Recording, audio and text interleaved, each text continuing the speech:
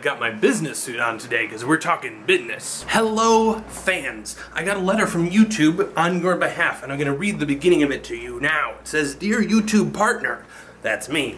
"Your fans want choices. Not only do they want to watch what they want whenever they want, anywhere or on any device they choose, they want YouTube features specifically built with their needs in mind." And the letter goes on to say that YouTube is going to add a payment system such that you can watch content on YouTube ad-free, because you, your fans, want this. Want it a lot. Now, first off, I want to say that I'm hurt that we couldn't have this conversation directly. I didn't realize that I wasn't meeting your needs. But secondly, I gotta say, when you ask YouTube to speak to me on your behalf, maybe you could ask YouTube to use my real name. I mean, YouTube partner isn't me, and YouTube happens to know my real name because they made me associate a stupid Google Plus account with it before abandoning Google Plus. And yes, I do realize that you did not actually ask YouTube to do this. They're making assumptions on your behalf, but that in and of itself sort of irritates me. But okay, the idea is that YouTube will allow you to pay $10 a month to view anything on their site ad-free, and then they will distribute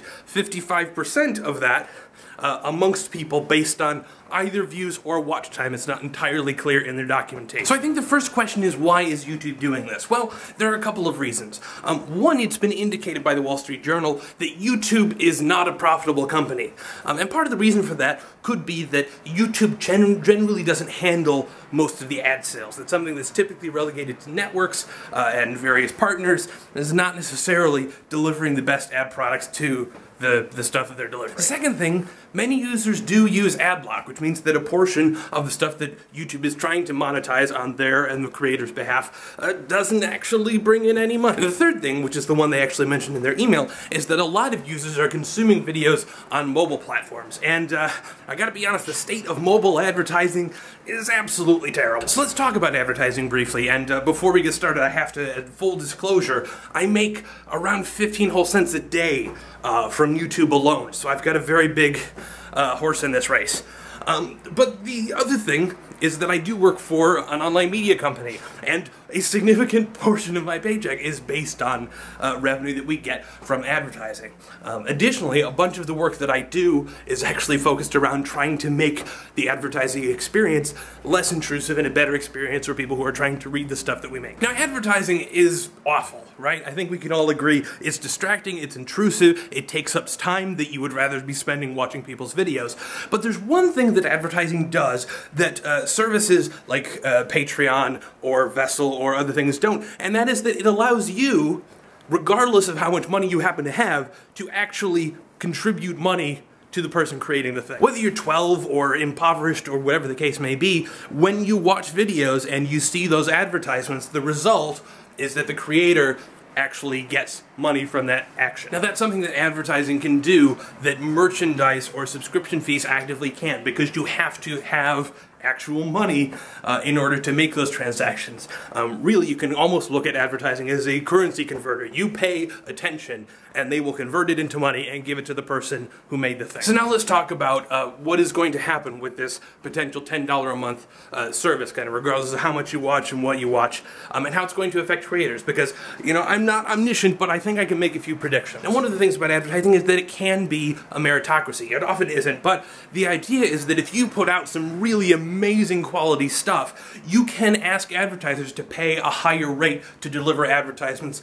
on that particular video. Now, the $10 subscription idea is different, right? Because YouTube is now going to be splitting up the revenue that they get based on what percentage of your views were the total views that the site got during that time. Now, what that means then is that there's no longer any financial incentive to make high quality stuff. The incentive is to make things that people will watch for a larger number of minutes and things that will get a larger number of views. Now, this has always been sort of the case with YouTuber motivations, but now it's kind of financially there. And I'll make a further prediction, and that is that people who are using ad block, generally speaking, are not going to be the folks who subscribe for that $10 a month, because they are already using ad block. There's no additional gain that they can get by paying an additional amount of money. There's no value add there. Which means that on the whole, any increase in paid views is going to come from a decrease in advertising supported views. We're not adding any sort of additional money, we're simply changing what method it comes from. And if it is the case that the amount of money someone can make through paid subscriptions ends up being less than the amount that they could have gotten through advertising,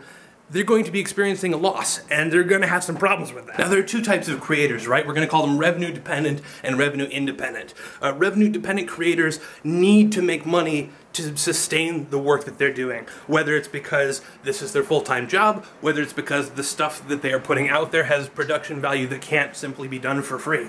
And then that second category is people who support themselves through other ways and just make YouTube stuff because they want to do it. They're spending out their time, they're not recouping that investment, but they enjoy it. So for these revenue-dependent creators, if they end up losing money, I'm going to make a prediction, and that is that you are going to see a lot more of, this episode is sponsored by mild irritation. Feeling too happy? Try mild irritation. And additionally, you're going to see an increase in services like Vessel and Patreon, and you're going to see YouTubers jumping off of YouTube and serving on other platforms, which in turn is going to make YouTube less valuable because they'll be getting less total views, which will mean that the subscription value is less, so fewer people will subscribe, which is going to mean that the amount of money that you make from the paid subscribers is less and prompt more people to leave. It's going to be a cascading tornado of doom. Because ultimately, this means that YouTubers will no longer have any way to argue the merit and value of their content.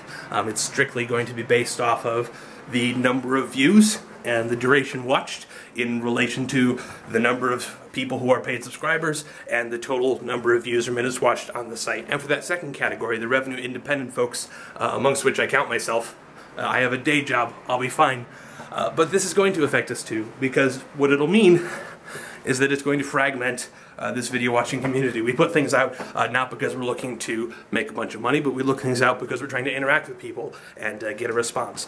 And when we have this fragmented set of all of these various platforms where you're going to have to go to access your content, it's much harder for anybody to find us. I think one of the reasons that people like writing first so much is because it's exciting to know that you're interacting with a large group of vibrant people. When there are very few viewers and less of a community, it's not going to be exciting to say first, because you're going to be watching something that lives within a ghost town. So YouTube fans and YouTube itself, I respect that you want what you want, where you want it, when you want it. I want a community to be here. I want this platform to be sustainable. And I think you may be making a mistake.